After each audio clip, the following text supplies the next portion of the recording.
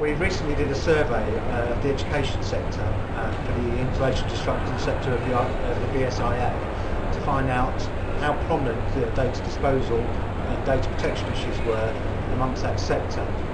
We found that 80% of the people who replied were more worried now than they were a year ago about the threat to their information security, which is obviously a considerable worry.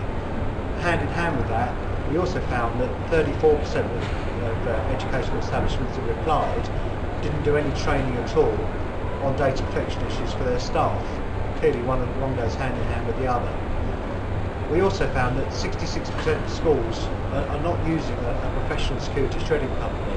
So by that I mean a company that would operate to the European standard 15713. There was also perhaps a lack of knowledge amongst the people who replied about what they got when employing a company that used 15713 and the benefits to their organisation in terms of data protection and security by employing a professional services company.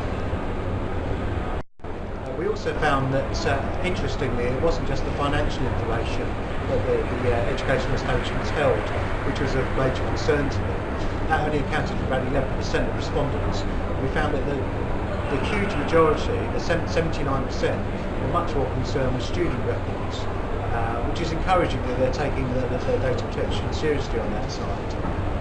There was also some awareness that actually it's not just destruction of paper-based information.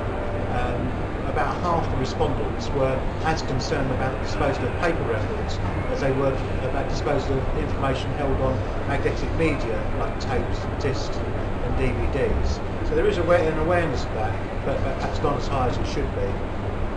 In terms of the compliance responsibility, we found that the overwhelming majority of people who responded, 57%, it was the head teacher who was responsible for data protection issues within the educational establishment.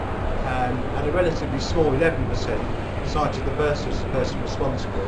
So I think the fact that the head is taking responsibility is a good sign, but there needs to be some more training and education throughout the establishment to make more people, all staff, aware of their data protection responsibilities.